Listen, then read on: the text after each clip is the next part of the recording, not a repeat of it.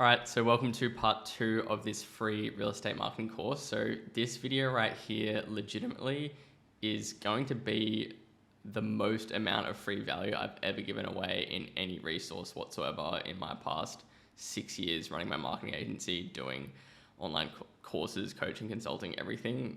This is by far the most valuable thing that I'm giving away. And reason being, number one, if you are a real estate professional, I'm going to be showing you step by step exactly how to run the seller lead generation campaigns that we do for our clients inside of our marketing agency, Reliable Leads, which means that if you're a real estate professional that wants to get in the trenches and execute on this, you will literally, never have to pay a marketing consultant or a marketing agency, and two, you will have complete control over never having to worry about if you have enough leads in your pipeline again, and knowing that you have new homeowners to speak to every single day, inbound leads that are coming to you. Second, if you are an existing marketing agency owner working with the real estate industry, this training is going to ridiculously uplift the value of your service. I've been in this space for 6 years now. I'll give a little bit more context, but we're by far one of the leaders in the space and one of the most experienced in generating leads for real estate professionals from social media. And so this is going to allow you to have better client retention, charge more for your services, or just give you the confidence in the validation that you're doing the right things in the back end. Or if you are someone that is just getting into the marketing space, this training is genuinely going to give you a skill that you can charge $1,000 to $2,000 per month per client, and give you a skill that if you wanted to, you could make a great income online just leveraging what I'm giving you in this training. Now, what I know about most people in the online space, whether or not you're a marketer or a real estate professional, 95 to 98% of you aren't going to go through this entire training, and that is the barrier to entry to success. Is most people just don't take the time to actually do the work. And so we're going to be getting very granular, we're going to be getting very specific, we're going to be getting in the trenches and just step by step showing you exactly how to do this stuff. I'm going to start out by covering some high level things, and then we're just going to go through and give you exactly what to do and show you step by step how to set it up. So before we get into the training, I just wanted to give some context to why this is so valuable and some of the results that we've gotten for our clients, so that you can just see what this training is actually going to allow you to do and what this strategy is going to allow you to do. Obviously, as a real estate professional or working with real estate professionals, generating seller inquiries is one of the most challenging things, and it's one of the most valuable things that you need in your pipeline.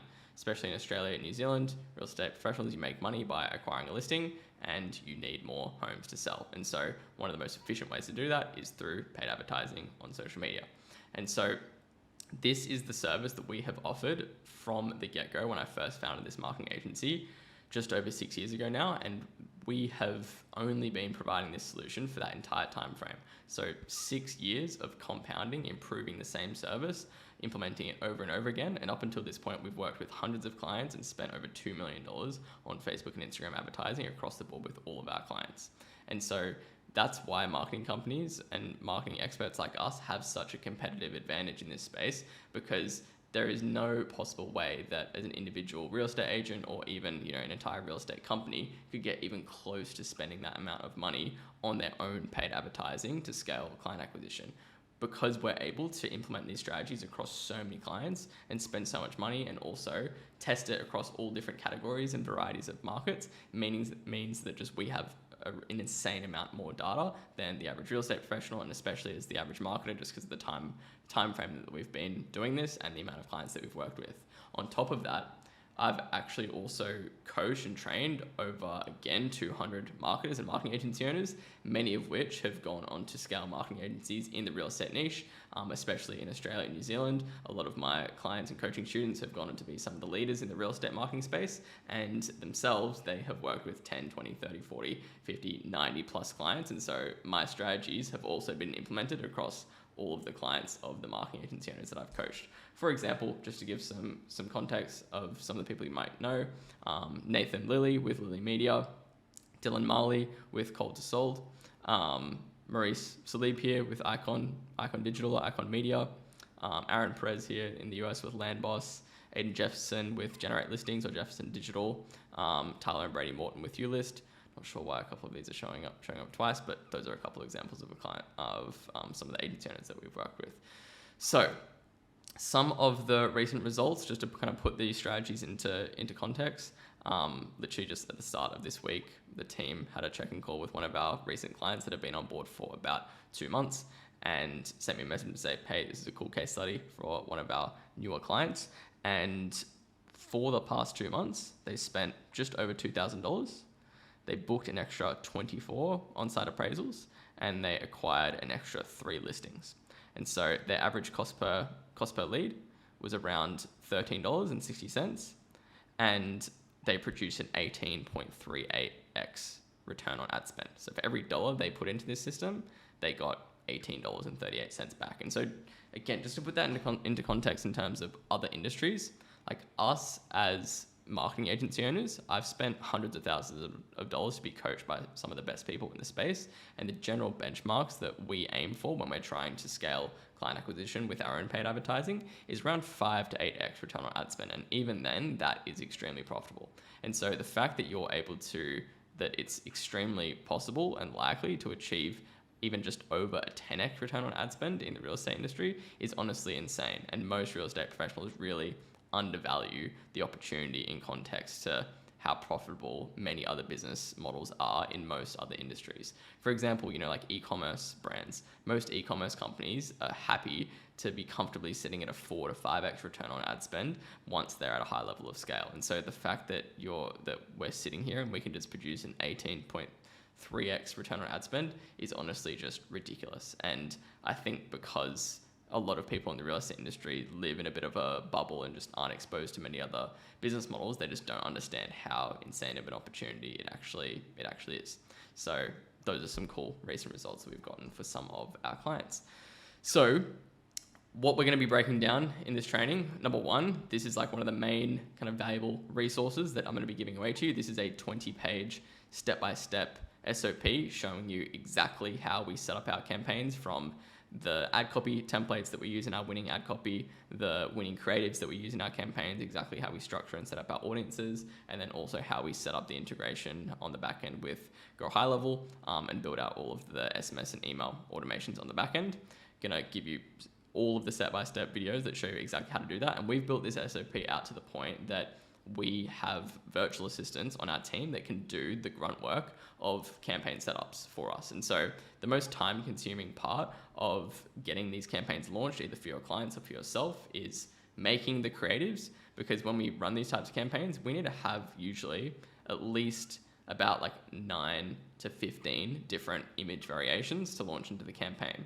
And then we've also got different ad copy variations, the text that goes on the ads. We usually have at least like 4 to 5 different ad copy variations per creative, and all of those have to be customized to the different locations that we're calling out and advertising to. And so there's a fair bit of work that goes into customizing all these creative assets, and then obviously just setting up and formatting the campaign inside of Facebook Ads Manager. And so we've built this SOP out to the point where it's so detailed, so in depth, that virtual assistants that we're paying anywhere between $5 to $8 USD an hour are able to do this task for us in about like 2 to 5 hours of work, depending on the size of the campaign that we're setting up, which ends up only being like $15 to $30 in labor. And so if you're a marketing agency, you can use this to dramatically decrease the cost of your client fulfillment. If you're a real estate professional, you can bring on a virtual assistant and have an evergreen strategy in place that you can just have virtual assistants set this up for you. But I recommend doing it yourself for the first few times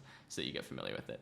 Before we get into the nitty gritty of showing how to set up those campaigns, we're just going to break down some ROI projections, and let's just get into this right now. So what our goal of this entire training and implementing this strategy is to know that we can spend $1 on paid ads and have that turn into at least $8 to $15 back in earned commissions like clockwork. And in order to do that, you need to know your numbers and know how to read them. So business and sales at the end of the day comes down to knowing a few set of very specific KPIs and knowing how to read that data and make decisions based on that data.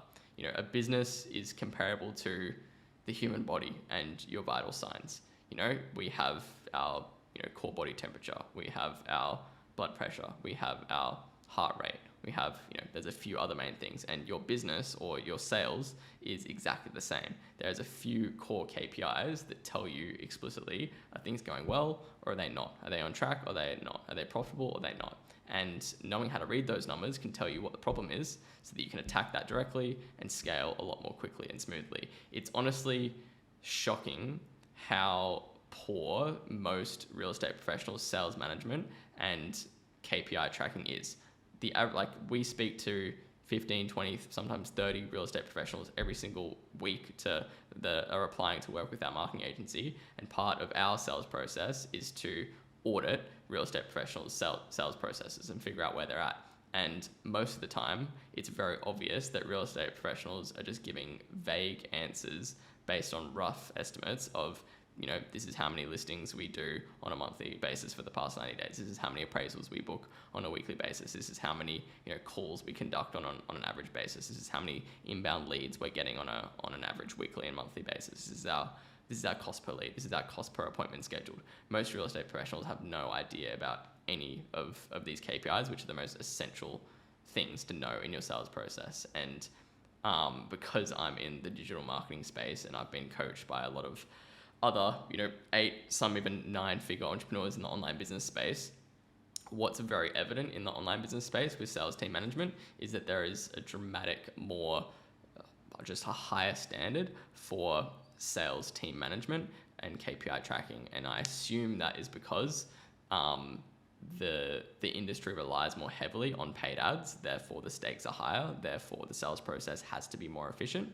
And also real estate is just a bit more of one of those older, more traditional sales-based industry. And there's a huge amount of the industry that's really old school, outdated, stuck in its ways. And so you would have to assume that more online business models are on the cutting edge of what the most advanced strategies are, because they're the most advanced cutting edge business models that are in the business space as well. So there should be some things taken and implemented into an older school industry.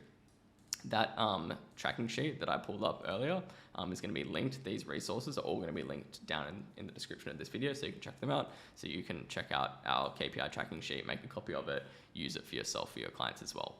So what's a good return on ad spend? Like I already mentioned, that's about an 8 to 15x return on ad spend is what you should be expect to be getting. Now, what you have to take into consideration is obviously in real estate, one of the main challenges with being profitable with paid advertising on social media for client acquisition is due to the long-term nature of the sales cycle. There is a significant lag between when we start spending money to generate leads and start conversations and start booking appointments from when we actually see that cash hit our bank account.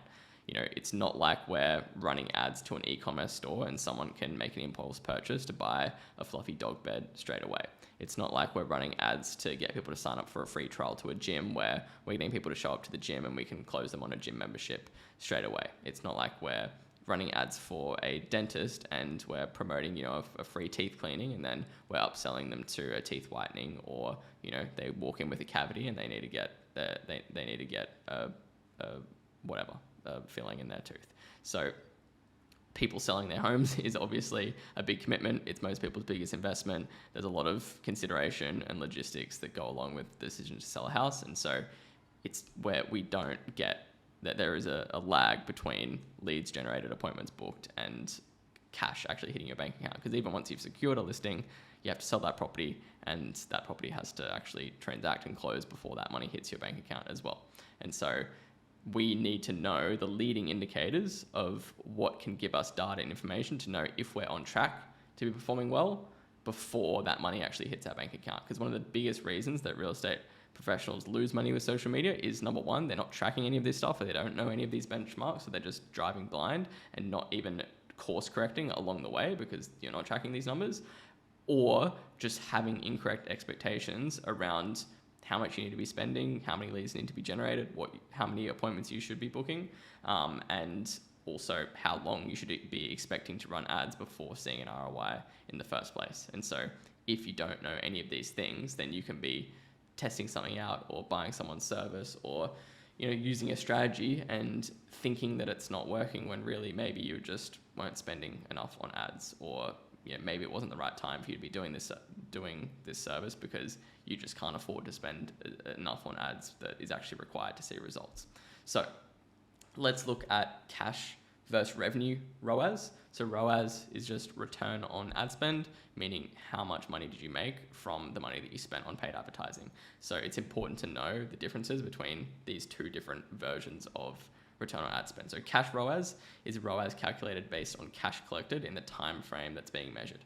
So let's say, for example, for the month of January, which is when I'm filming this right now, you spend $1,000.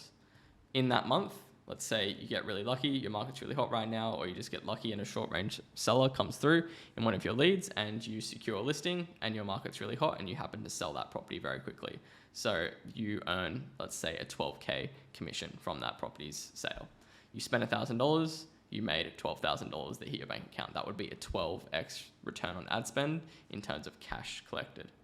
So the difference with revenue ROAS, revenue ROAS is calculated based on revenue generated in that time frame. So revenue is revenue that is projected to be coming into the business but has not actually hit the bank account yet. So it's like, in accounting terms, you'd be looking at things on a cash or accruals basis if you're familiar with accounting. And so let's say, for example, we have a month where we spend $2,000 on ads and we secure 2 listings that are both $10,000 commissions. However, those listings have not actually transacted within that month. They haven't been sold and you haven't earned that commission in your bank account. However, you can predict with a very high degree of certainty that you have secured those listings and that at least that amount of a commission you could have, a very high degree of confidence of what the property is going to sell for, and you've got a very clear idea of what your projected commission earned is going to be on those properties. So you could say, okay, cool, we expect 20K to be coming through of commissions from these properties acquired. Within that month, we spent X amount to acquire those sales opportunities, and this resulted in 20K in projected revenue. So your revenue return on ad spend would be 10x. Spent 2K, you got 20K back. Knowing both of these figures can give you a lot more clarity on your profitability so that you can scale with confidence. Because if you are only basing your scaling decisions on cash ROAS, then your cash ROAS might not look that great on paper. And you might be saying, hey, I don't really want to spend any more on ads right now. Our cash ROAS looks really poor. It's actually zero right now. Whereas your revenue ROAS could be 15x, and it's just you're just waiting on some commission checks to hit the bank account. And so, obviously, when something is working and you're getting a 10x return on ad spend, why would you want to spend less money? Okay, the aim of the game here, a big kind of just mindset flaw that I see with so many real estate professionals is just being in such a scarce state of mind where you're trying to figure out how to spend the least amount on paid advertising. What you should be trying to figure out is how to spend the most amount on paid advertising. A perfect example that I can give you right now is, in the e-commerce space, like I said, e-commerce brands are willing to spend, be comfortably profitable with a 3 to 4x return on ad spend. And so this is just an example of an ad account where there's been $431,000 spent. Let's see how much has been spent in the past. Let's just say between December and January, we spent $166,000. And I know that for this ad account, there's roughly a 4 to 5x return on ad spend. And this is an e-commerce brand, and that doesn't even include cost of goods sold and all the costs associated with that business. You want to be figuring out how you can spend as much money possible on ads profitably, because what other places can you put money in that you have control over, that you can predictably get even close to a 10x return on ad spend? So you can put money in crypto, you don't have control over it. Most people lose money. You can put money in stocks. It usually takes 10, 15 years to see a meaningful return that's even close to 10x return on investment. You can put money in property, but obviously that is a very long-term play, and that's not a liquid asset, and you're not going to see that cash until a significant growth until 20 to 25 to 30 years down the track. And so being able to have this as a possibility to make 10 to 15, 18x return on ad spend is genuinely insane. And so if you know these numbers, you know you're profitable, spend more and start scaling aggressively. Some other important KPIs and benchmarks is lead to appointment conversion rate. So this is based on how many leads are coming through into your pipeline, how many turn into an on-site appraisal scheduled. 15% is what that should be. So if you generate 100 leads in a month, you should have 15 on-site appraisals scheduled. Super, super simple. That's really, really important to know, because I can tell you right now, the biggest reason that most real estate professionals don't make money with paid advertising and lead generation on social media is the sales process and the appointment setting strategy. And so this is usually the main thing that needs to be addressed, and knowing where you're at allows you to accurately figure out what you need to actually be working on in the business. If you're sitting, let's say, you've generated 80 leads in a month and you've only scheduled four on-site appraisals, what does that work out to be? 4 divided by 80 equals 5. So that's 5%. So if you're sitting at a 5% conversion rate, that's horrible. And we need to look at, okay, what's going on? Is the location that we're advertising to a bad location? That suburb is just, the market's not hot right now and the sentiment's really poor, and we should be testing a different area. Is the lead quality just generally bad, and we need to do some things to improve the lead quality and qualify our leads further? Are you using a proven appointment setting script that's been validated and tested and is backed by data and has been optimized over time? Or are you just winging it and calling people blindly? Are you not doing any objection handling, and you're just letting people just decide and push you around, and you're not actually trying to objection handle people to get them to schedule on-site appraisals? Do you have a strategy or a framework in place or in terms of how you're following up with leads over SMS? Or are you not following up with people over SMS and you're just winging that too? Do you have a daily workflow for appointment setting? Do you know how many touch points your leads need to have before you stop following up with them? Do you know how frequently you should be contacting leads? How the ideal time frame that you should take to contact leads for the first time? All of these different things. There's so much that goes into the appointment setting process. Next is appointment to listing conversion rate. So out of the appointments that get conducted, how many should turn into a listing? About 20% is a good benchmark to follow. That's what we've seen.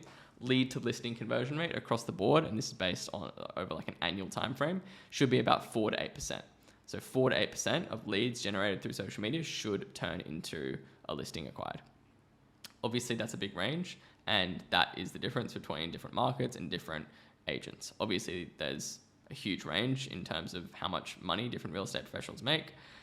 A few real estate agents make a lot of money. Most real estate agents don't make a lot of money.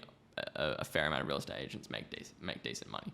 And so there's a big difference between a low performing, less experienced real estate professional and a veteran, high performing, hustling, very, very dialed in real estate professional.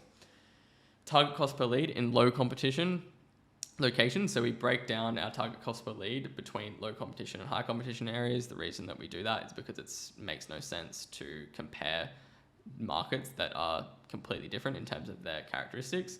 And what this generally ends up falling into is that low competition areas are more rural markets or just suburbs and locations that are not around central cities and CBDs, because naturally what ends up happening is locations that have a higher population density, that have an above average property value, which most of the time ends up being locations close to or near surrounding suburbs of CBDs, Sydney, Brisbane, Melbourne, Perth, Gold Coast, Auckland, New York, California, Toronto, all of these different areas. Naturally, because there's more homes there, there's more population density, average property value is higher, those end up becoming the most competitive real estate markets, and it's usually the most oversaturated in terms of how many agents are in those area. And naturally, there's more real estate professionals running ads. When there's more people running ads on the same platform, the same strategies get saturated more, because more people are running the same ads, homeowners are getting hit with the same ads. And then also, just there's the cost to advertise goes up on the platform. All of these advertising platforms, they're essentially like an auction system. And so different niches and different industries are more or less expensive to advertise to. So for example, if I ran ads to India or Bangladesh right now, I would be getting the cheapest leads in the world. I'd probably get like 2 cent or 10 cent leads because there's not as much money to be made in the real estate market in Bangladesh, and so there's less people advertising. That's less competitive. Whereas if I'm running ads like Gold Coast is very hard. I'm based in the Gold Coast. Gold Coast can be really tricky to get results in because it's low population density. There's not as many people, but it's really, really competitive, and it's above average property value. There's way too many agents, a lot of people running ads, a lot of people doing similar strategies, and so the cost per lead can be really high. So for low competition locations, $6 to $15 cost per lead is what you should be aiming for. I've got some examples of some campaigns right here. You can see 133 leads, $13 cost per lead, 56 leads, $5 cost per lead, 195 leads, $12 cost per lead, 215 leads, $9 cost per lead. Obviously, we are able to get cheaper cost per leads because we've been doing this for a while and we're the best. But for those higher competition locations, $15 to $30 cost per lead is what you should be aiming for. Target CPA, which is cost per acquisition, cost per listing acquired, is going to be anywhere between $600 to $1,200. So, and that kind of corresponds with the range of what your cost per lead is, what your conversion rate from leads to booked appointments is. It can range anywhere between that. So it can be, more expensive locations. You're going to pay more for a listing, but that is a general range. And so, depending on your average property value, your commission structure, and your split with your office, if you're an individual agent, then you need to work out, okay, can I afford to pay $1,200 to acquire a listing? And this should be a little bit eye-opening as well. And this is like another reason why many real estate professionals fail with social media marketing, is because you're spending more on service fees than you are on paid ads itself. And so if you're only spending $500 to $750 on ads on social media, but you're spending $1,500 on a retainer to a marketing agency, you could be spending $2,200, $2,400 on paid ads and be getting an insane amount more exposure, an insane amount more leads, more people in your pipeline. Because one of the things that we say all the time is that quantity breeds quality, and because real estate's such a long-term sales cycle and there's a limited pool of prospects, you need to just be generating a lot of volume of leads to be able to get through to people that are ready to sell in the short term, so that you can be cash flow positive in a shorter time frame. So what I'm getting at is that there's just a huge portion of the market of real estate professionals that use different marketing services when they shouldn't be using them, because you should be just spending more money on ads, and that's the reason why you're not successful. So let's just break down a quick example scenario. Let's say your client, if you're a marketer or you're a real estate professional, you want to get an extra 2 listings per month. So let's say your average listing value is $800,000. Your commission is 2.2. Your average listing commission is $17,600. 24 listings is what we're looking at adding on an annual basis. If we consistently add an extra 2 listings per month, 24 times 17,600 equals $422,000, and $422,400. That is our sales target increase. And it's funny as well, like we always speak to real estate professionals about what their goals are. Say like, we want to double, I want to double my sales volume, I want to add an extra 2 listings per month, but you never actually do the numbers and consider like, what does that actually look like on paper? We're trying to add an extra, close to $500,000 in sales to the bottom line of either an individual agent or a real estate agency. And that is a big problem to solve. And that is, that's not going to happen without spending a decent amount of money on paid ads to generate a lot of leads, to book a lot of appointments. Let's say our conversion rate is 20% of on-site appraisals turned into a listing. Therefore, 2 divided by 0.2 is 10. So we need to book an extra 10, or we need to conduct an extra 10 on-site appraisals per month. Usually we'll have about a 70% show-up rate. People need to cancel last minute, people forget, whatever reason. So we actually need to schedule 14 appointments on a monthly basis. We know that 15% of leads should turn into a booked appointment. So therefore, we need to, if we need to book 14 appointments, we divide that by 15%. So that means we need to generate 93 leads every single month. Therefore, we need 93 leads per month to hit our target. let's say our target cost per lead is kind of right around in the average of a $19 cost per lead. 19 times $93 is $1,767. Therefore, you need to be spending around $1,800 or $58.90 a day. Your annual spend will be $21,498, and your annual GCI after your, say, for example, a 60-40 split will be $253,444. Even after that commission split, your return on ad spend is still 11.78.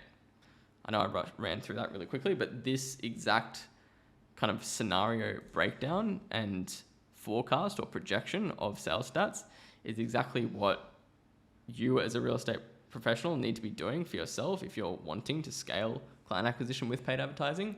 And if you're a marketer, this is what you need to be doing for your clients so that you can create clear expectations, have a roadmap, and have a goal for how you're actually going to go about hitting these types of targets. Cool.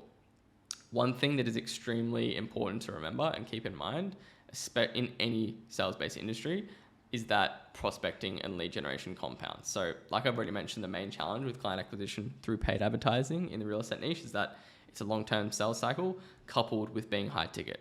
So it's a long-term sales cycle, and the sales that happen are just like big chunks of money all at once. So the perception of scalability can be a lot more straightforward when generating leads to sell an offer that people can decide on immediately, like a gym membership, like a chiropractic treatment, like an e-com product. It's not like we're running ads to someone that can just, we're sending them to a website, they buy a fluffy dog bed, they check out, and that's it. We're trying to find people that are selling their home, which is most people's biggest investment. When you're only spending your time to prospect and acquire listings/clients, the risk is low as you're not spending any money to acquire those listings. When you spend money to generate sales opportunities, the stakes are much higher. More risk, more reward. That's the case in any scenario, whether you're investing or in business. More risk, more reward. However, it's never going to be a steady growth curve. The first 2 to 3 months usually are slow, then it will get more consistent from there. Then if your sales processes are dialed in, 6 to 8 months from now, you'll be firing on all cylinders. Because we've been doing this for as long as we have now, we've been able to see how these scenarios play out for the majority of our clients over the long run. And usually most clients see the biggest uptick in sales and see the highest return on ad spend and become the most profitable around that 6-month mark. Because, 6 months down the track, you've had leads in your pipeline that were generated 6 months ago. They keep seeing your ads over and over again. We create retargeting ads so that we're staying top of mind. We have an email list that is consistently nurturing those leads. You do SMS blasts and reactivation campaigns every now and then. You are building relationships with people. You're manually touching base with them. More time has elapsed, so more people are ready to actually come to market naturally. And so all of these things contribute. And also on top of that, you're generating more and more leads every single month. Like the first time you turn on the system, say you're only generating 50 appraisal inquiries per month. Month 1, you've got a database of 50. Month 2, 100. Month 3, 150, 200, 250, 300, 350. And every single month that goes on, there's more people getting your emails. There's more people getting your texts. There's more people getting your phone calls. You book more appointments. More people are ready to come to market. That's how this thing really starts to compound. So remember, make decisions by the numbers, not your emotions. When we're doing something new out of our comfort zone and taking higher risk, it's easy to react emotionally as opposed to objectively identifying the true bottleneck in your sales and marketing process. Cool. So now I know that with these types of videos, you just most of the time just want to get straight into it and just like, yep, just show me how to run the ads. But this is the stuff that really makes or breaks if you're going to make money with these strategies. So it is really essential to cover that first. Cool. So with this document, I'm just going to give some context to how to use this, and then I'm going to cut to the pre-recorded videos that are embedded in this video, and you can follow this step by step for getting all this built out. So phase 1 of this document, so what's included in here is making the ads, the still image creatives that go into these campaigns, customizing the ad copy templates, and we're giving you a good chunk of some of the winning creatives that are working in these campaigns right now that you'll just be able to copy and paste and start getting seller leads for yourself or your clients. As soon as you set this up, you'll literally have them coming in within a day or two. Showing you how to set up the campaign in Ads Manager, sending how to send creatives for approval if you're doing this for a client, how to set up the GoHarville account, how to do final tests and checks, how to go live, and then commencing optimization, which we'll probably do in a separate video.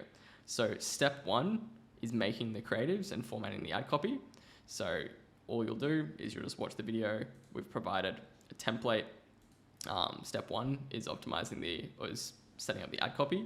We've got different ad copy variations for different scenarios. And so you'll use that resource there. Next is to make the ads. So we've got a document here that covers a bunch of different creative variations.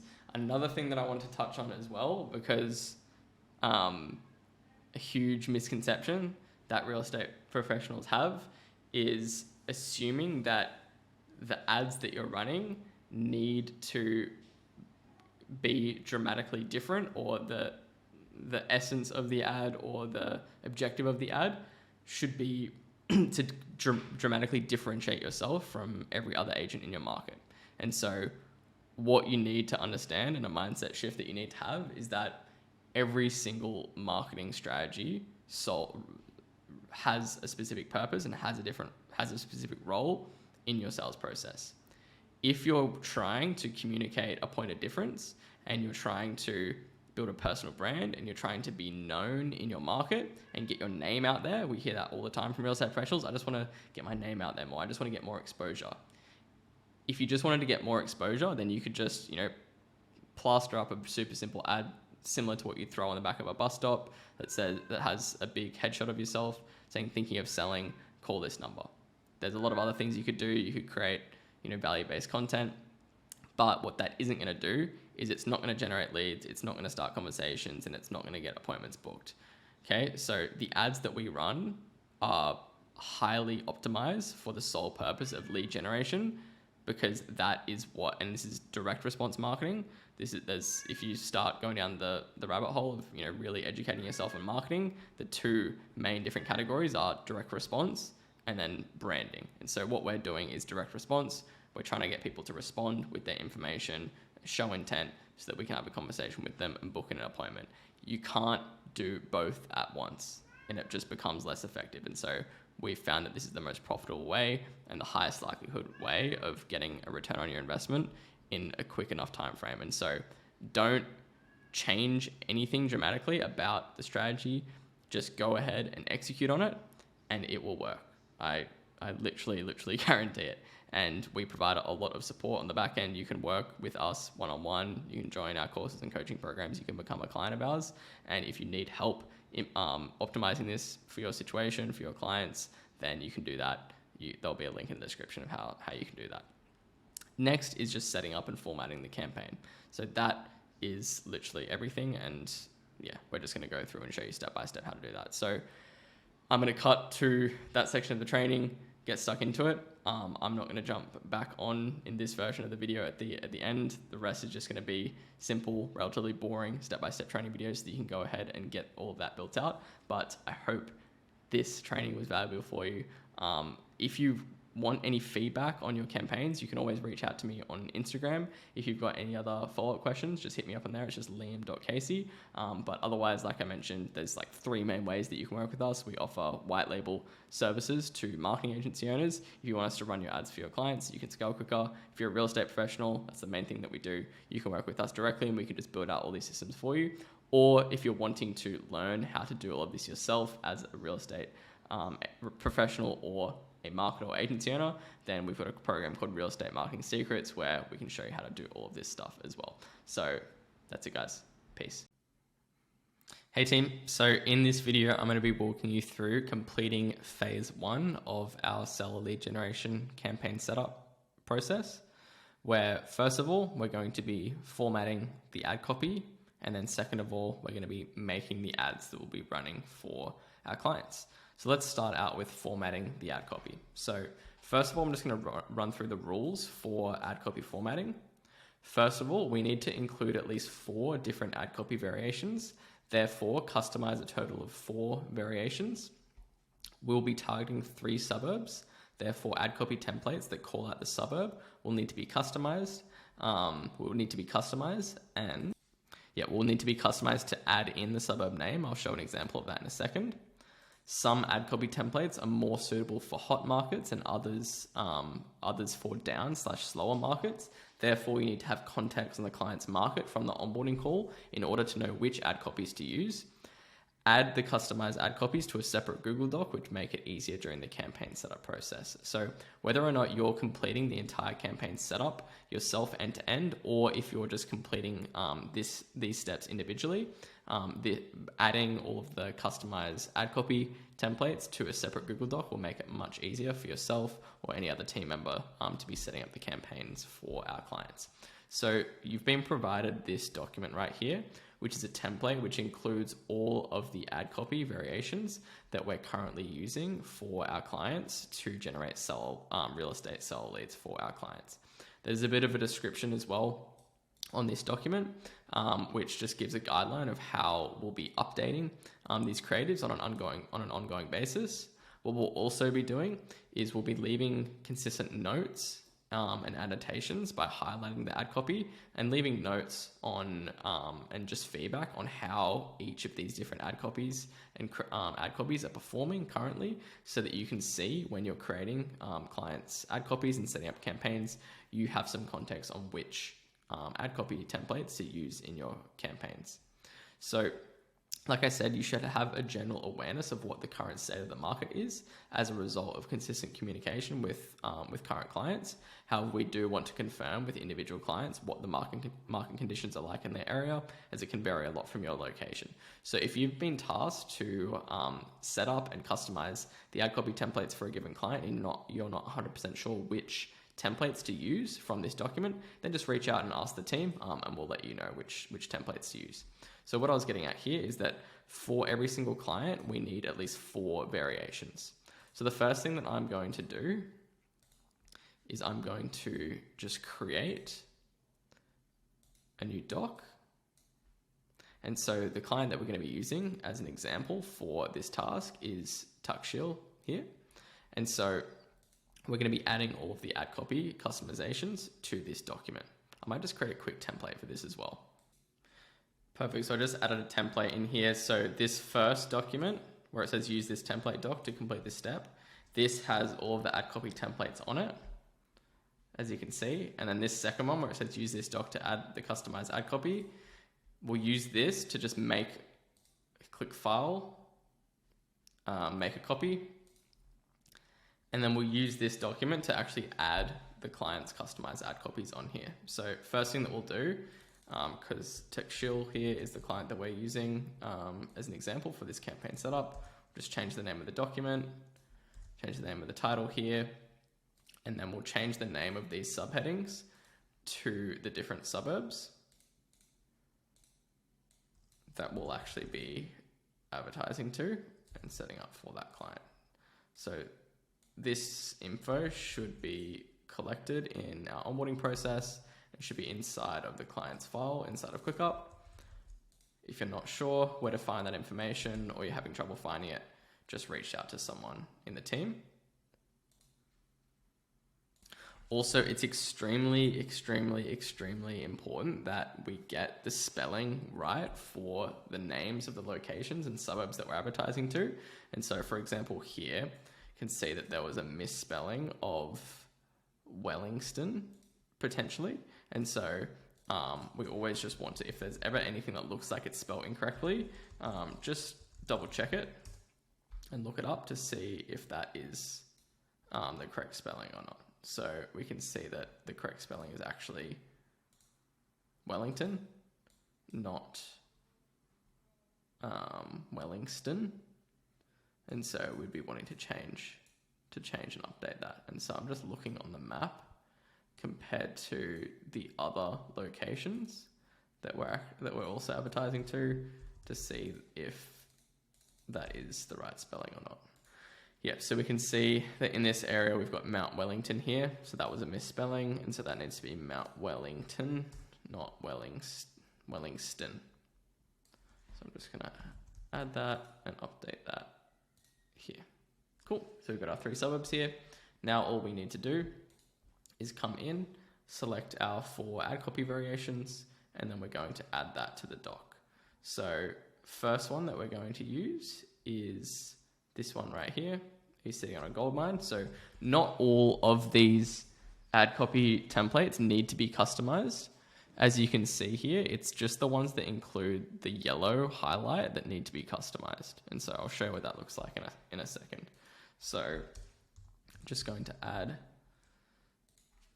this ad copy underneath copy one of all the different suburbs.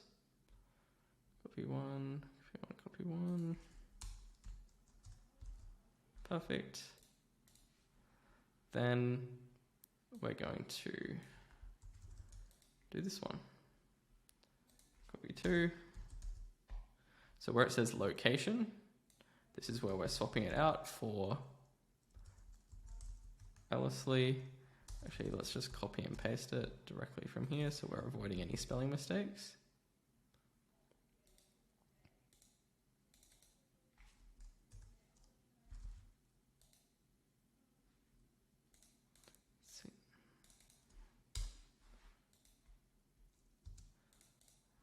Change that formatting so it's not bold. And then that we can see that that's been customized. And so now we just need to do that for the other suburbs.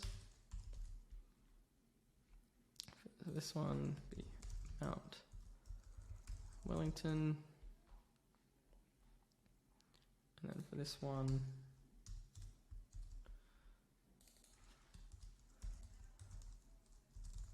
Meadowbank. Cool. So now I'm just going to go through this and pause this while I finish the rest of the ad copy variations.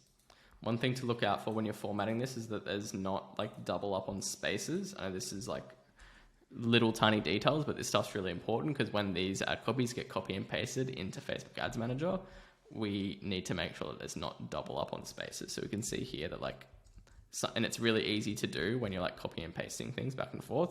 But we can see here that there's two spaces where there shouldn't be. And so that just needs to line up like that. That's just one example. Okay, fantastic. Now we can see that that is all done. So we've got our 3 suburbs, Ellerslie, Mount Wellington, and Meadowbank.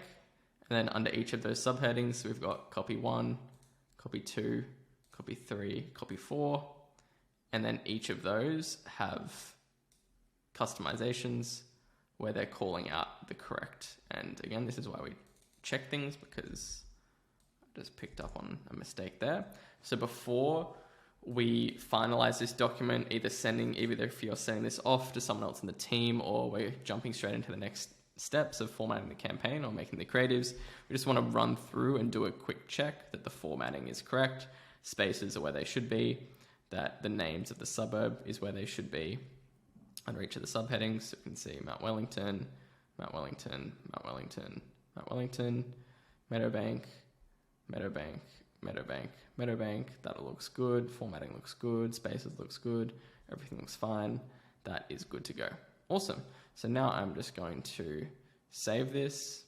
Now, if you were just helping out completing this section of the task, then you would reply to the ad copy and creative request inside of Slack, and then you would just send this with access to edit as a reply inside of Slack so that we've got that. So because I'm running through and doing the entire setup now, I'm just going to save this link to this document on a note.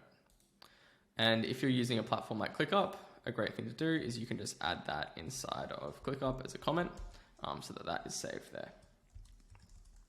And we can just title it seller, ad copy, templates.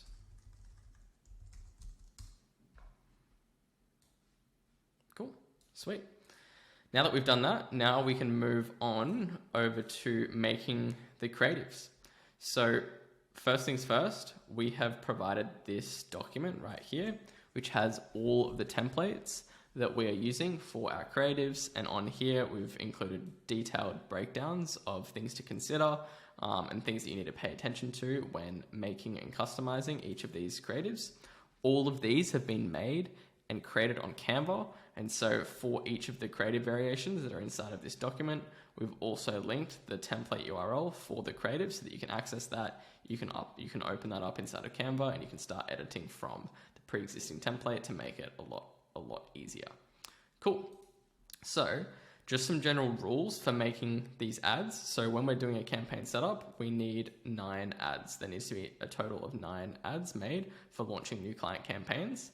These 9 ads are made up of 3 creative variations for each suburb being targeted in the campaign. So whenever we're launching campaigns for new clients, we're always going to be targeting at least 3 different suburbs or locations.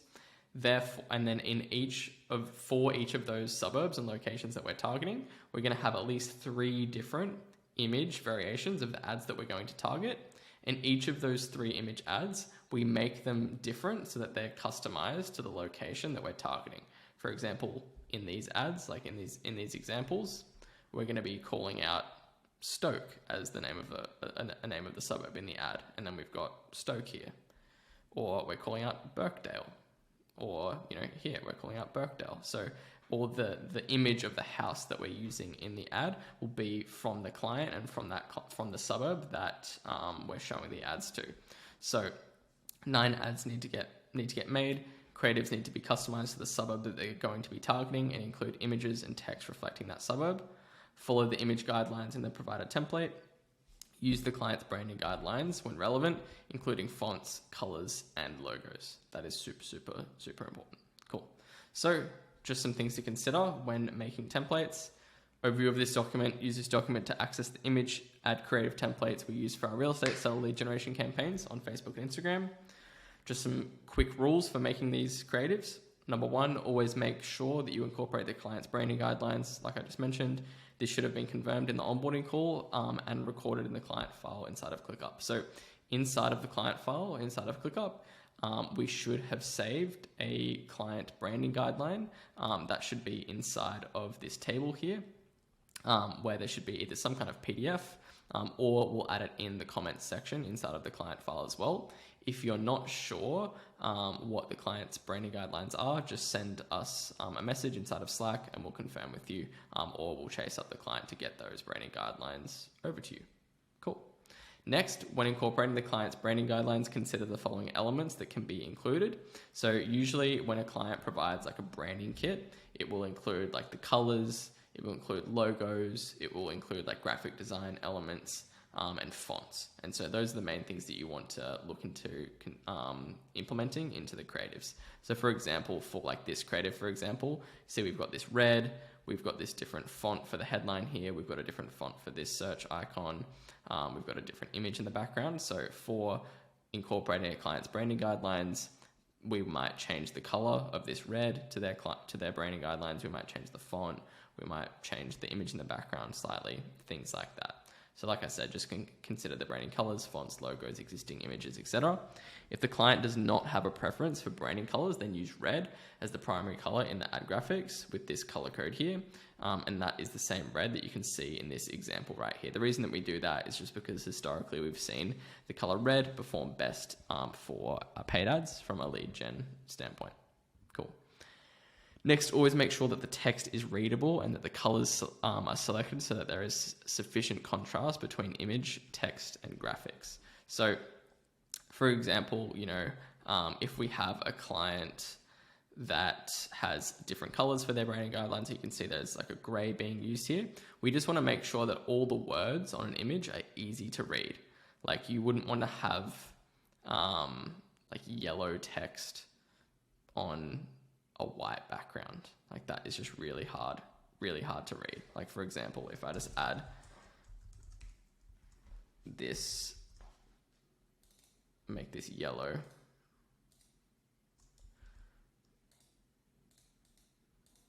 see how hard that is to read, even if I make it bigger. Yellow and white doesn't really work, doesn't make much sense. So make sure that when you're setting up these ads that the text and the different elements that need to be readable, there's enough contrast and it looks good. That should be obvious to you. Use your common sense for that. Perfect. Amazing. So that is pretty much everything that you need to know. So here we've got 1, 2, 3, 4, 5, 6 core creative templates. We only need 3. What I recommend doing is just make all of these at once when you get a creative request, just make all of the ads for all the suburbs in all of these templates, up to 6 of them, because then that way our team can pick and choose which ones we want to use in the campaign. And that's the easiest way to do it, because the more creatives, the better. And what we'll be doing on the back end is we will choose and make sure that this document is maintained and stays up to date with what the best performing creatives are that we want to incorporate into our clients' ads. So if you're completing this task or you're just helping out with making the creatives, just make all 6 variations. So if we're doing 6 image variations for 3 different suburbs, then obviously that is 18 ads in total to make. And then just send all of those over through inside of Slack. Once those are done, probably what the best thing to do would be to create a Google Drive folder once all of the ads are completed, and then create a shareable link for that Google Drive folder, and then add them to the client file inside of ClickUp so that that is stored all in one place. So just as an example of this, let me pull this up over here. So our team has already made these ads up, and we've made these ads up just with the last 3 creative variations you can see on the template here. So we've got the before and after house price, we've got the aerial image with estimates, and then we've got the street by street valuations, and we've got all 3 of those done for all 3 of the suburbs. And so if you're one of the team doing this internally, then we will have made a folder for the client, just like this. Oops. New folder. Why is it not letting me do that? New folder.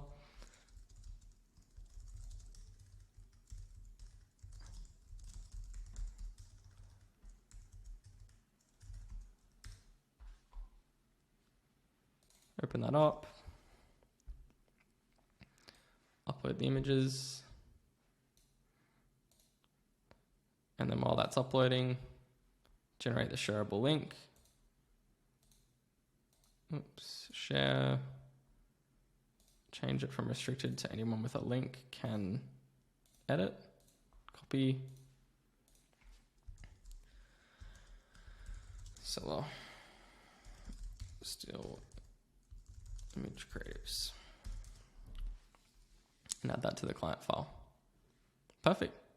So if you're having any questions or troubles about customizing or making the individual ads and images and creatives, just send a message to the team and let us know. It should be pretty straightforward and self-explanatory.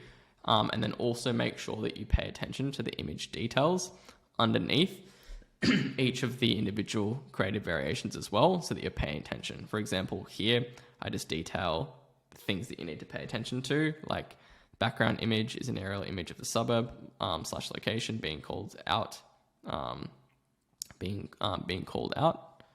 That doesn't make sense. So I said either use an image provided by the client or find something from Google Images. Never use an aerial image that is directly from another property's listings. This is really, really important. So if I searched Birkdale,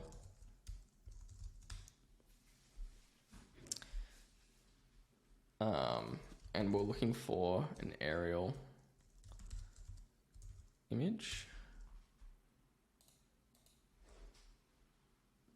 we can see that there's a bunch of these images from like SkyPics and things like these, which you can usually download an OK version of the image and like crop it so that the watermark isn't in it, or we can like find a version that doesn't have a watermark on it, or we can find an image from a client if we can't find any.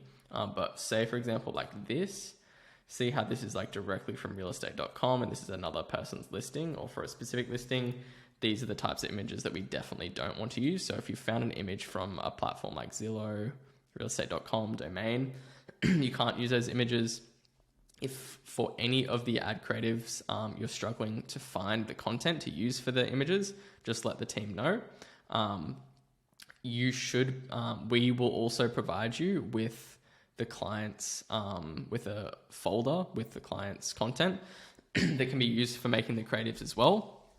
Also, you can access the client's website inside of the client file. Either this will be the real estate agency's website or an individual agent's agent profile page, for example here, and you'll be able to see some of their current or previous listings, and we can use the content on those current or previous listings for images to be used in the backgrounds of the ads, for example, like this home price comparison ad. So those are the main sources that you'll be using to collect the content for making the ads. For example, for this one, we just use Google Images to get the background image. We can also look at, we'll use Google Maps to get that background image. For the aerial image, we can either get content from the clients, we can get content from their website, or we can research on Google Images to find the image in the background, so on and so forth. So any questions or concerns that you've got about making the creatives, just send myself or anyone else on the team a message inside of Skool. Thank you so much.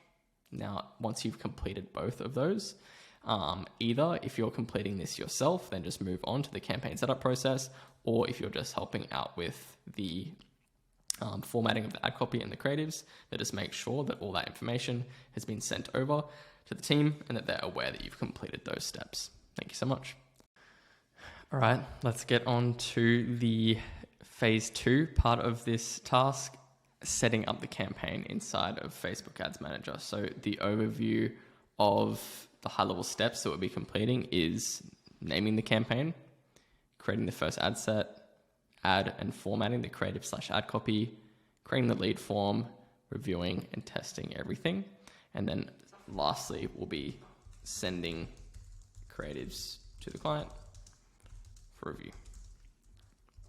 Perfect. So let's start. So obviously, first of all, you're going to be setting up this campaign inside of the client's ad account.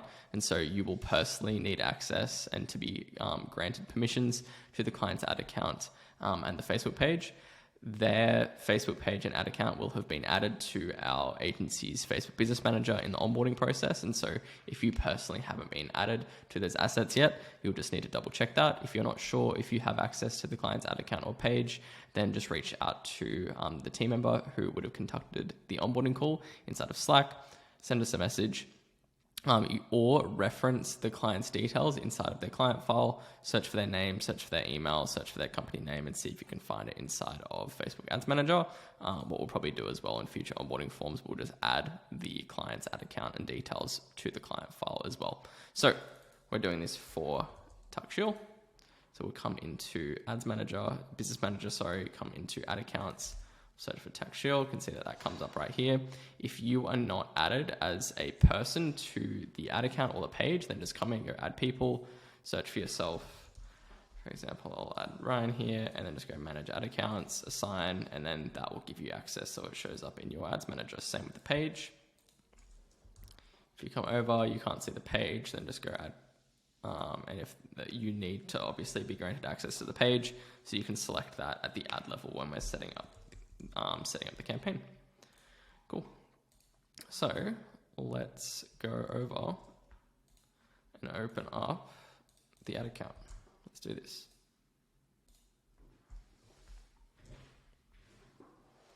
Fantastic. Here we are. This is a fresh ad account. So let's get started.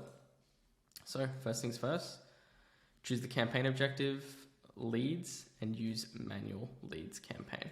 So let's get started. I'm just going to zoom in on here so this is a little bit more readable for this demo. Ooh, cool. Sweet. So step 1, create. Then we're going to go leads, continue. One sec. It's just giving me an error, so I was just checking out what that was. But we're all good. So leads, continue. Sometimes it will give you the option to do like a simple campaign setup versus a manual campaign setup. If it gives you that option, click manual leads campaign. And then we're just naming the campaign according to this naming convention, RL seller leads and then today's date. I'm just going to add that in here. Today's date is the 4th of July.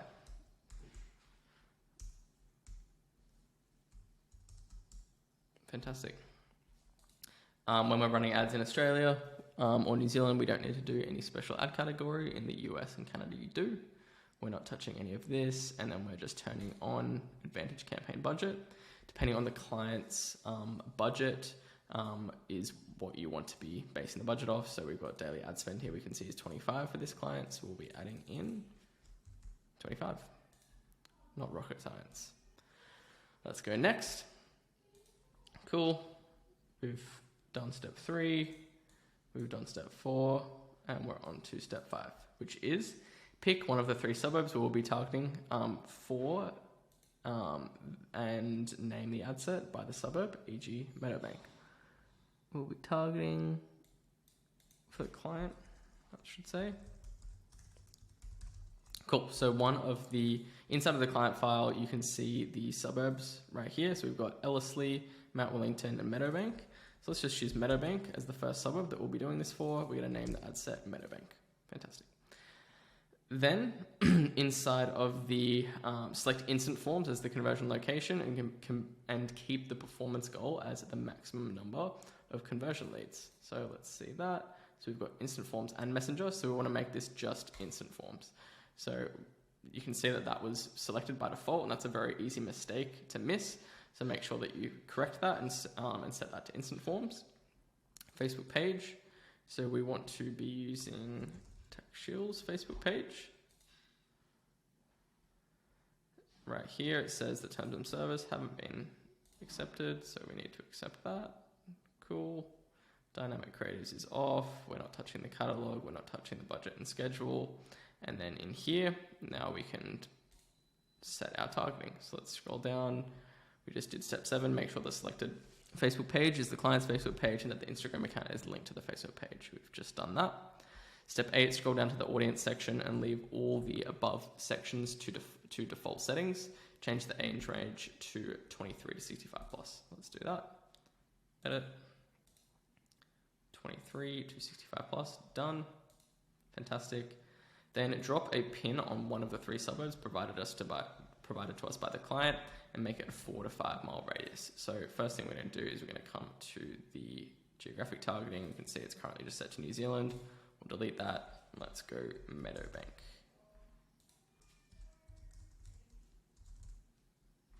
And then we'll look for New Zealand.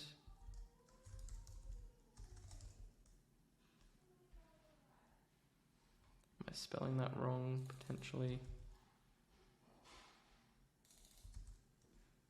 So we should know where the client is located and have an idea of where this suburb should be showing up on the map. So we know that this suburb is based in New Zealand because the client is in New Zealand. And so sometimes Facebook can be a little bit tricky with getting this to show up in the ad account. Let's have a look. I'm spelling that wrong. That's probably why.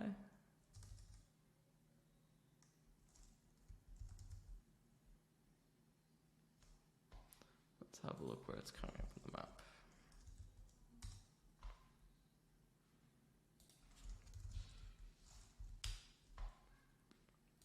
So if it's not coming up from searching it, we'll just find it on Google Images and then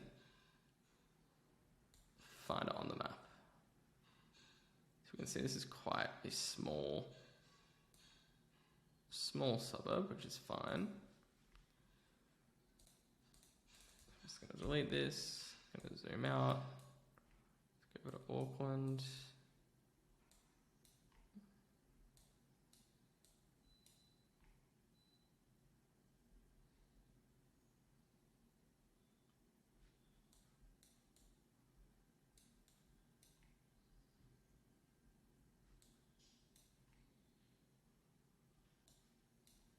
Here we are, Meadowbank. Fantastic. So as you can see here, I've said depending on the location of the client will depend on if we make the targeting radius larger or smaller. If a suburb is closer to a CBD or major city, make the targeting radius smaller. If the suburb is in a more rural location, then we'll make it larger. So usually we're doing like a 4 to 6 mile radius, and we're not creating this radius so that it perfectly surrounds the suburb, because different suburbs have completely different sizes.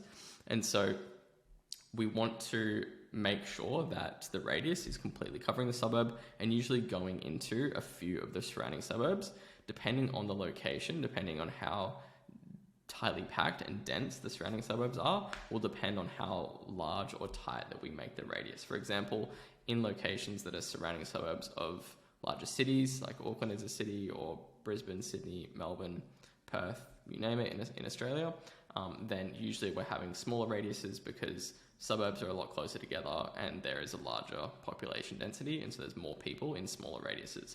Versus if we're working with clients in very rural locations where the suburbs are a lot more spread out, population density is a lot smaller, then we'll often make the radiuses a lot larger. So we can see here that this 10 mile radius is covering up way too much of the radius. So we're going to change this to 3. And you can see that that is a little bit more accurate. That's going to quite a few surrounding suburbs, but we'll probably make that a little bit, see if we can make that a little bit smaller, see what that looks like.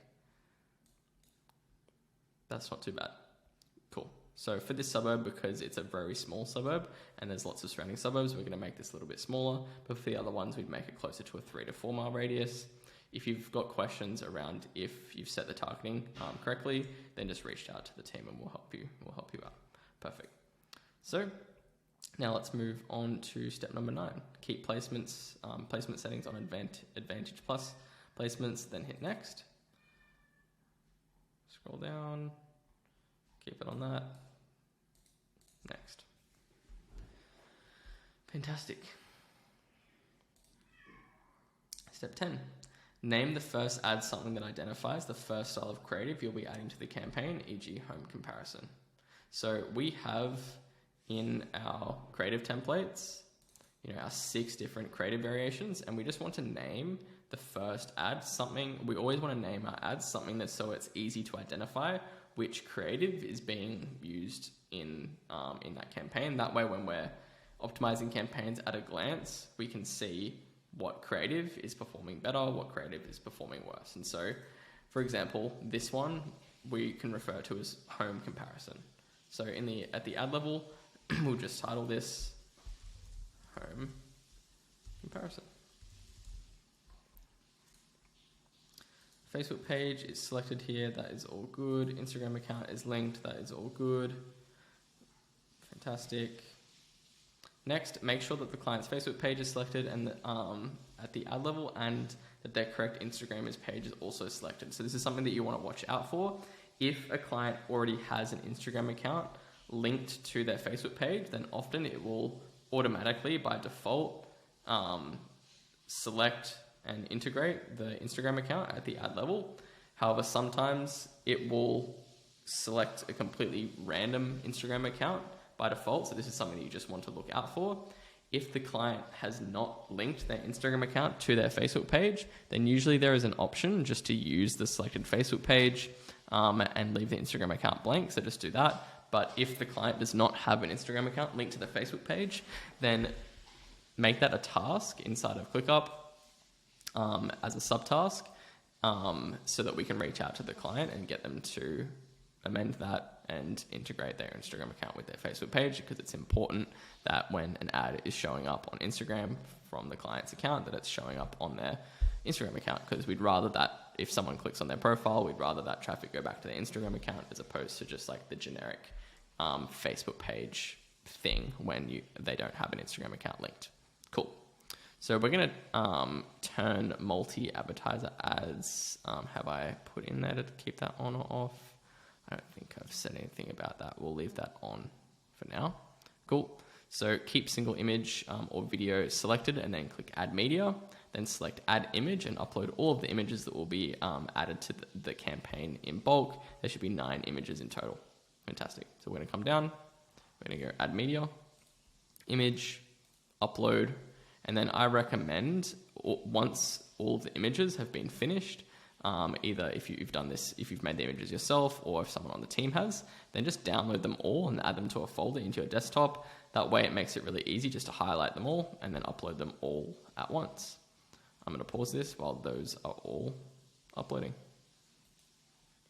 They've all uploaded extremely quickly, so that is completely fine. And the first image that we're going to be using, so we've created this ad set for Meadowbank, and we've titled this ad home comparison. Therefore, we're going to be using the Meadowbank home comparison ad. So we're going to select that and go next. Perfect. So we can see that this creative here is actually, the formatting is not correct for the one-to-one placement, and it's being cropped short.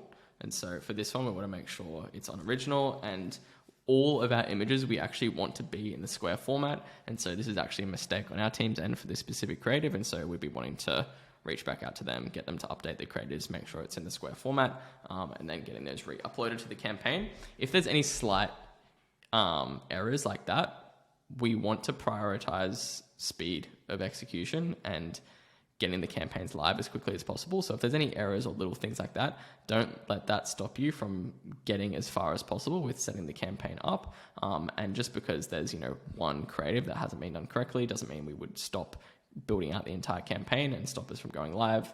That's just something that we will chase up the team with and then add it back into the campaign once that has been fixed. But this is all good. So now we're going to go next.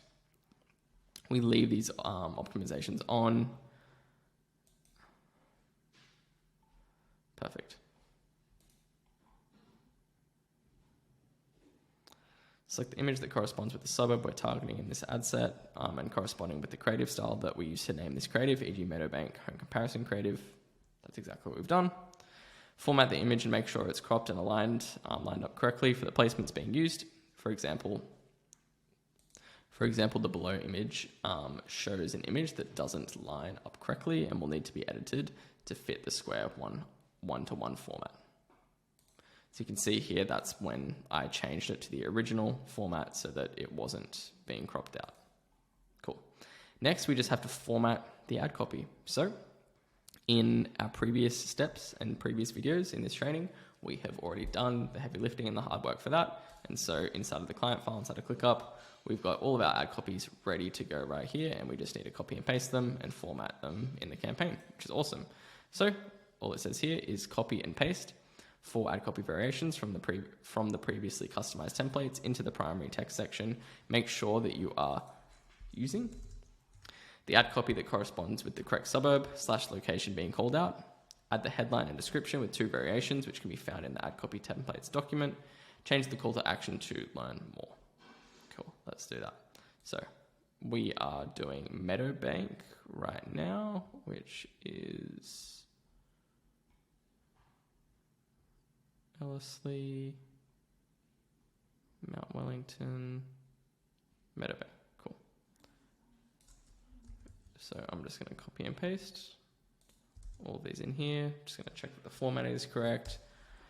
Delete the space at the end. Add all 4 of these.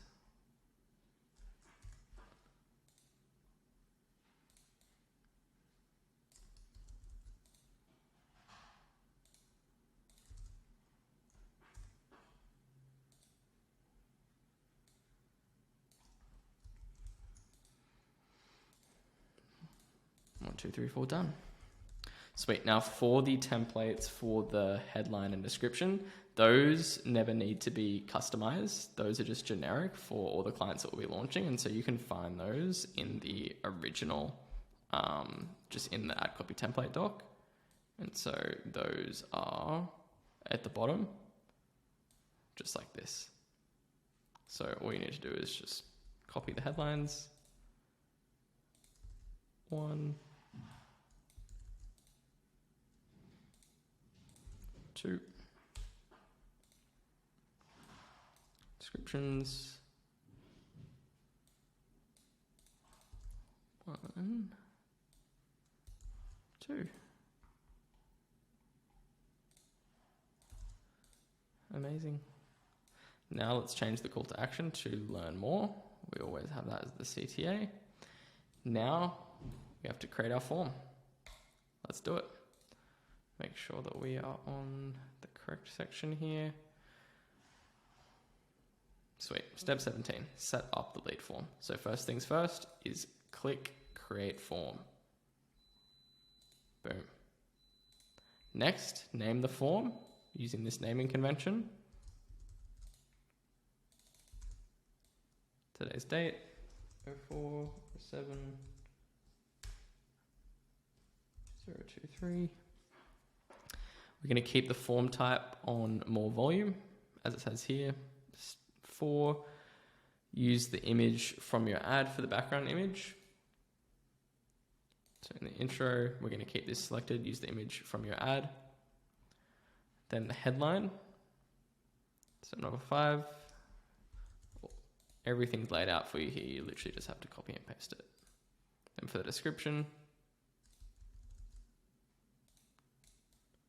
that's this text right here. Let's move on to the questions.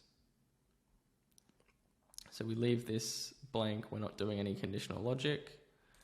First thing we're going to do is we're going to add a question. It's going to be multiple choice. The question is going to be, what are you looking to do? Question mark. And then the answers, answer number 1 is selling my property.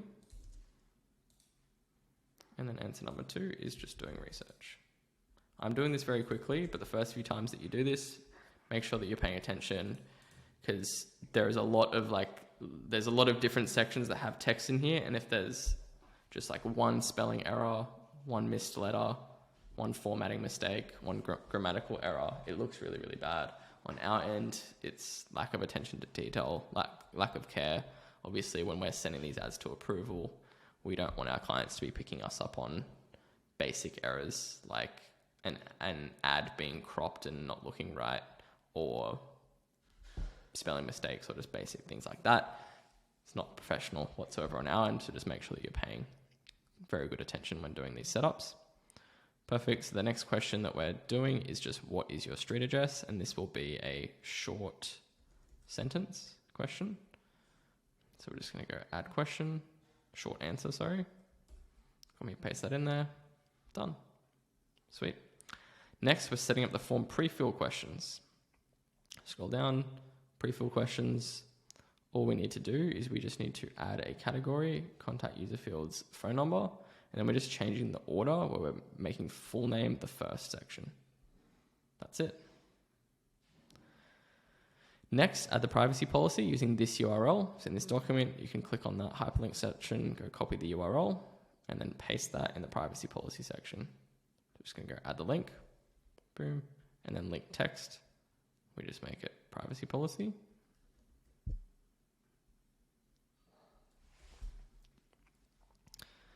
And then message for leads. So the headline is here. Thank you, your price update is on the way. Then the description is, if you would like to contact us directly, click the link below.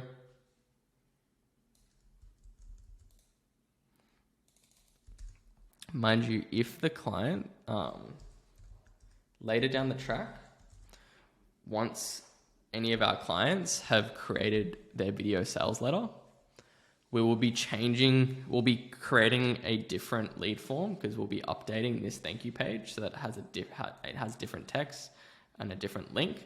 Because when a client has not created their video sales letter, we just redirect people, and the link that we add here is going back either to the client's website, or if it's an individual agent, taking them back to their agent profile page. But if they've created their video sales letter, then we want to redirect the traffic from any leads that are submitted back to the video sales letter. Call to action button, view website. The link here would be adding either the client's website or their agent profile URL. That URL should be added inside of the client file, inside of ClickUp, which we can see has been added right there. And then the call to action text should be contact now. Fantastic.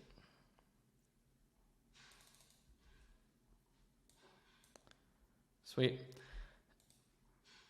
Now check back through all the elements in the lead form to make sure that there's no spelling errors, formatting issues, because once a form is published, it cannot be edited.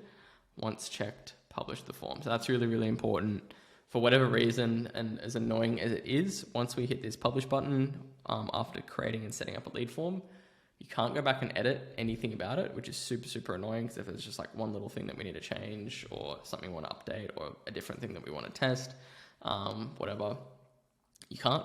So obviously make sure that everything is set up exactly as we needed to before hitting publish. So just go back through top to bottom, make sure it's named what we wanted to name it, make sure that form type is on more volume, make sure that we've use the image from your ad, make sure that the headline text is correct, the description text is correct, that there's no grammatical errors, spelling errors, make sure that the questions are the way that we want them to be, make sure that, again, in here, no spelling errors, that this is in the right order, no spelling errors here, questions are in the right order, privacy policy has been added, message for leads looks good, no spelling errors here, amazing. Publish. Enter message, description. So this should be, let me just pull up an example from one of our other clients, and I'll show you what this is meant to be.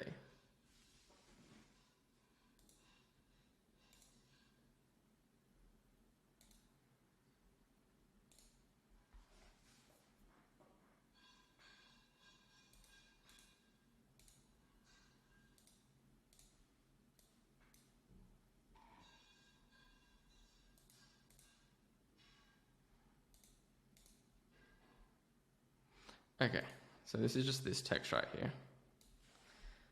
Enter your information below to get your free price update.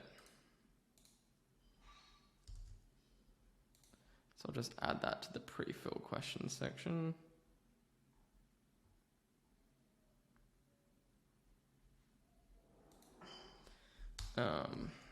Description text.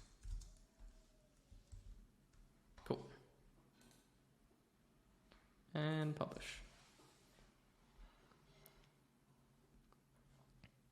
Wait for that to do its thing. Check our doc. Fantastic. So publish the campaign, duplicate the ad sets, and repeat. So step one, let's hit publish on the campaign now that the first ad set and first creative is added to the campaign. Let's do it.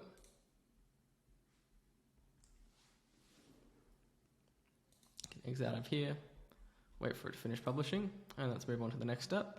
Once the campaign is published, go to the campaign level and turn off the campaign so that it does not go live before we finalize the campaign setup. So this is really, really important. As soon as you publish a campaign, by default, it's going to go live as soon as the ads are approved. And so once this campaign is published, we just want to turn the campaign off so that it doesn't go live before we finish making the changes, before anything's been approved by the client. That's really, really important. So we can see this has been published. It's in, no, it hasn't. It's still in draft. Let's republish that.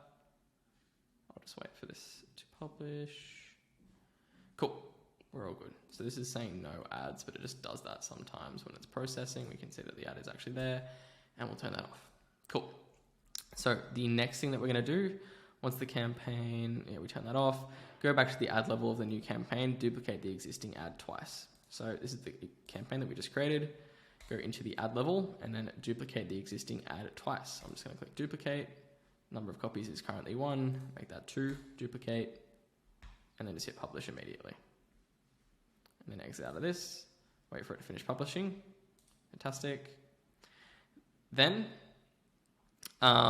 delete the images from the newly duplicated ads and then add in the remaining 2 creative variations and rename the new ads a name that identifies the creative variation being used. Cool. So I'm going to come in. I'm going to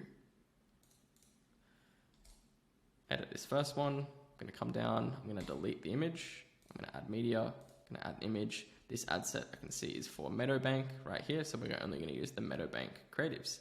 The file names should be named the name of the suburb, so it should be easy to identify, or you should just be able to see it at a glance from the recently uploaded images. So I'm going to choose this one. I'm going to make sure that it's formatted correctly.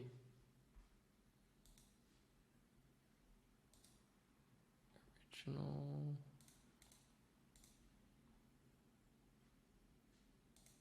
we're looking good. And I'll call this street list because that identifies the ad. And then before we publish, just going to edit the other one as well.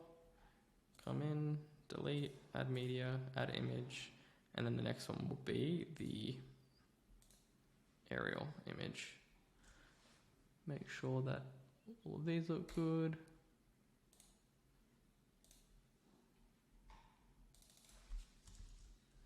If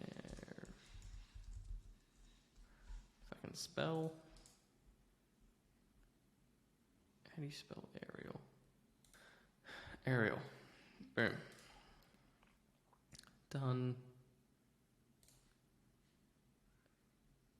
Publish both of those. Refresh that. Cool, just did those steps. Fantastic. Once done, as seen below, you should have one ad set targeting one of the client suburbs with 3 or 6, depending on how many creatives that we're launching in that campaign, all of which are customized to the suburb being targeted, all with ad copy that is customized to the suburb we're targeting. So let's check that we've got that. So we've got one campaign here, it's turned off. We've got one suburb here within this ad set. We've got 3 ads. All 3 of these ads are in different styles and formats. If we come in here and we check out the ad copy, we can see that we're calling out Meadowbank, we're calling out Meadowbank, we're calling out Meadowbank. Fantastic. Everything is exactly as it should be. Fantastic. Next, duplicate the ad set in the existing campaign twice, then publish them. So we're going to the ad set level, selecting the current ad set, duplicate it. Number of copies is set to 1, make that 2, duplicate. Lovely. Publish. Now remember, for client campaigns, we're always going to start out targeting at least 3 of their core suburbs. And so now we just need to format the ads, the targeting, and the ad copy for these additional 2 ad sets. Cool. Just going to refresh that. And then I'm going to select one of these to start editing. Fantastic. So one of the client's other suburbs was Mount Wellington. So I always copy and paste the suburbs so that there's just no room for error for misspelling the suburbs. It's extremely, extremely important that the suburbs are spelled correctly on the ads, in the ad images, in the ad copy, in the campaigns. Because obviously if incorrect spelling of a suburb gets run as an ad, then that looks really, really bad. And that gets a lot of negative feedback, obviously, and then that looks bad on us. So please, please pay attention to that. Cool. So at the ad set level, the only thing that we need to change is the targeting. So we're just going to delete the existing targeting settings. And then we're going to search for Mount Wellington. And I'm going to see if it's picked up on the right place. No, it hasn't. We are looking for Mount Wellington in Auckland. So usually once I've found it, I delete like the original pin and then I just drop another pin because it usually gives you more flexibility. I'm going to make this a 3-mile radius. That's got 194,000 audience size, which is quite decent. So we're going to keep that the same. And then we're going to publish that. Fantastic. Now we are just going to come into the ad set and we're going to delete 2 of the creatives. Or actually, we can just come in and edit them. Actually, this will be the quicker way to do it. So we're going to delete 2 of them. I'm going to come in. So this is the aerial image for Mount Wellington. And we're going to delete the ad, add an image. And then we're looking for the aerial image for Mount Wellington. Select that. Fantastic. Now we just need to update the ad copy. Now the reason I did it like this is because we're going, if we update all the ad copies, we only want to have to do that once. If I came in individually and edited all those existing ads, then I'd have to go into all 3 of those ads and then come in and then re-copy and paste all the ad copy variations 2 extra times. But now that I've deleted those 2 first ads, and then I'm just making the customizations to this ad, then I can, once I publish this, I can duplicate this ad twice. All the customized ad copy for Mount Wellington will be on those 2 additional copies, and then I can just swap out the creatives. So I'm purposely choosing the steps that I'm doing so that it's the quickest time in terms of workflow to get this set up and built. So the Are You Sitting on a Gold Mine ad copy doesn't need to be changed because it's not calling out, there's no customization in calling out the suburb, but for the rest we do. So we're just going to come in and add these. 1,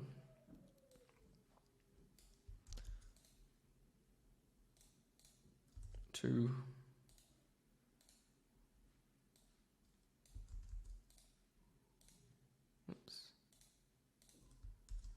3, 4.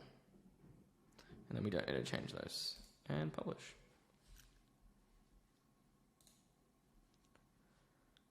Refresh that. And then duplicate that twice.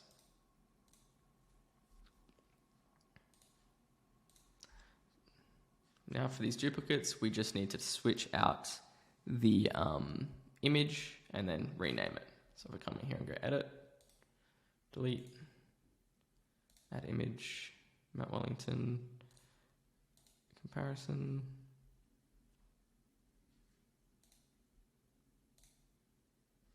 I'm just going to speed run through the rest of this.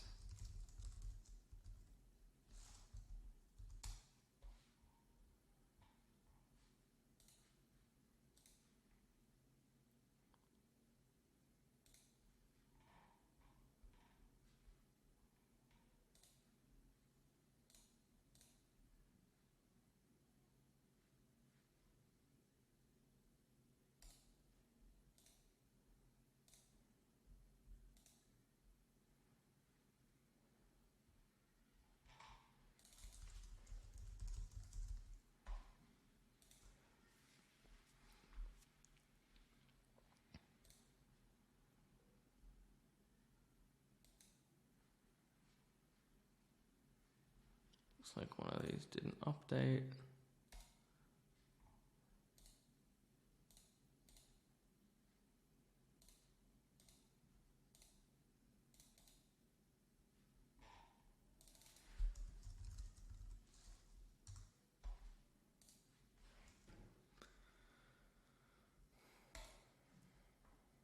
Okay.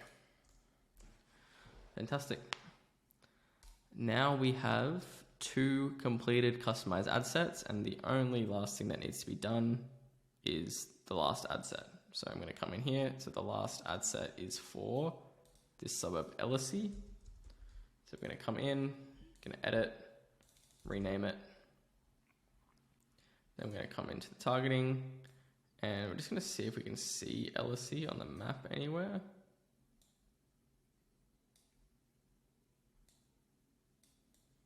See Meadowbank here, because it should be a surrounding suburb. Remuera, Greenlands, Ellisy, right here. So again, a very small suburb. So we're just going to drop that where we saw Ellisy, right here. And then we'll make this a small radius again. So make that a 2 mile radius. We'll publish that. And let's go in here. Let's delete 2 of the creatives. Let's edit the existing one. We've got the aerial image for Ellisy. We're going to come down. We're going to delete the existing image. We're going to add the image. We're going to look for the aerial image for Ellisy. We're going to select it. Go next. We're going to check the formatting. Original. Looks good, looks good, looks good. Next, done, done. Sweet. Then we're gonna go, then we need to add in the ad copy for LSE. So we're gonna copy and paste this one. Gonna delete the existing ones. The reason I'm deleting it as opposed to just like populating the existing ones is so that I can 100% rule out that I've actually updated them all, because when they're existing there, you copy and paste them, it'd be easy to miss if you have or haven't updated one or not. And so just little things like that, like mental rules that make it impossible for you to make a mistake, are important to adhere to. Because you don't want to have to be going over and making edits to campaigns or fixing spelling mistakes or anything like that. Once a campaign has already gone live, it's just a pain. So you'd rather get this done the right way the first time. Cool, so that's all been added. Everything looks good. Publish. Once that's been done, refresh it. The reason I refresh it is just so that it just avoids any glitches if I'm doing things too quickly. Duplicate this twice. Publish.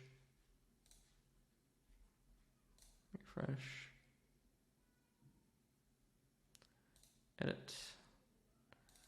So we'll make this one the street list for LSE. Delete the current ad, add media, add image, LSE.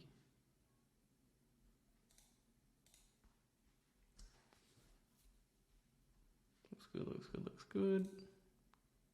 Actually, no, it didn't. That one. That one.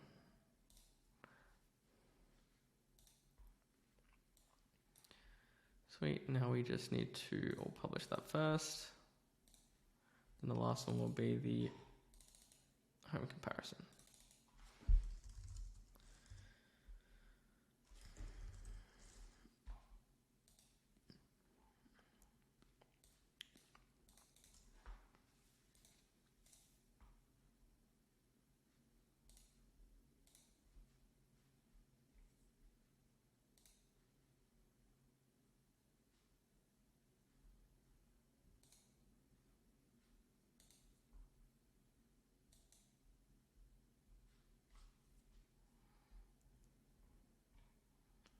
It's all looking good.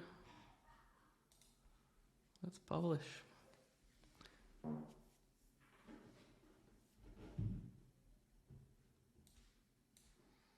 Okay. So this is how a successfully completed and set up campaign should look. We've got the campaign, RL seller leads, today's date. We've got 3 ad sets. Each ad set, there should be 9 ads in total, minimum. If we've made 6 ads for this client, then there should be 18 ads in total. Each ad set, the targeting should be targeted towards that individual suburb. And then inside of each ad set, there should be 3 individual creatives.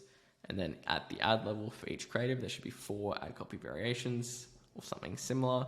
And then ad copy variations should be customized to be calling out that suburb and that location. That's pretty much everything. Cool.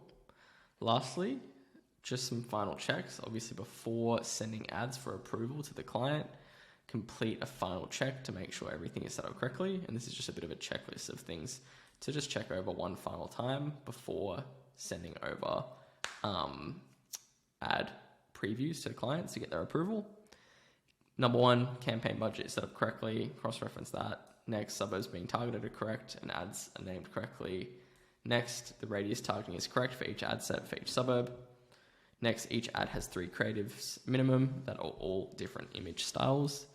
Each ad has 4 ad copy variations. They've been customized to call out the relevant location. The lead form is set up correctly with no spelling errors and questions in the correct order, with the ad being used as the background image. Lastly, the creatives are positioned and cropped correctly and look good in their respective placements. Fantastic.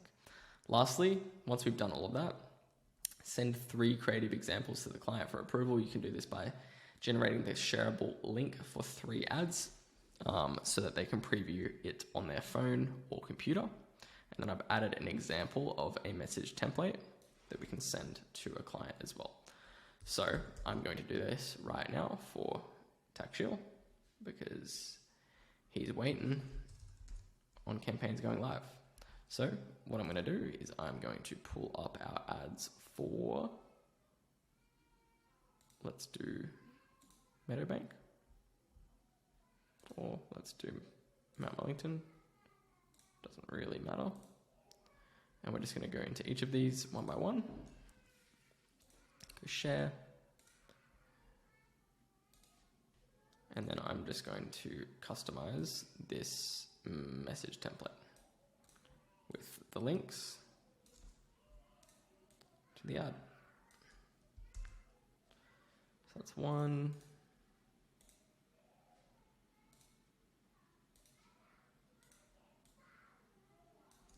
That's 2.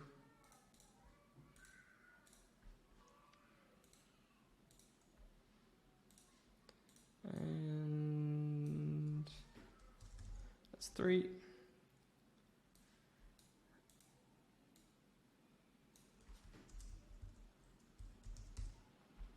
Fantastic.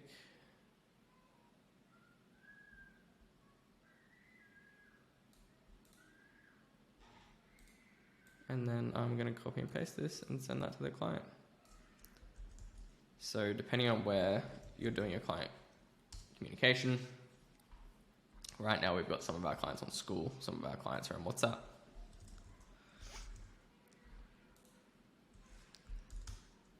Boom.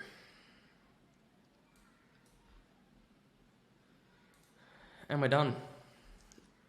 Next phase of launching a client and actually turning a campaign on is making sure that their Go High Level account is set up correctly, making sure that their SMS and email follow-up campaigns for following up with the leads are triggering correctly, making sure that leads are being entered into the pipeline correctly, making sure that when leads respond to the SMS campaign that their pipeline stage is getting updated, and that also the clients are being notified when new leads are coming in.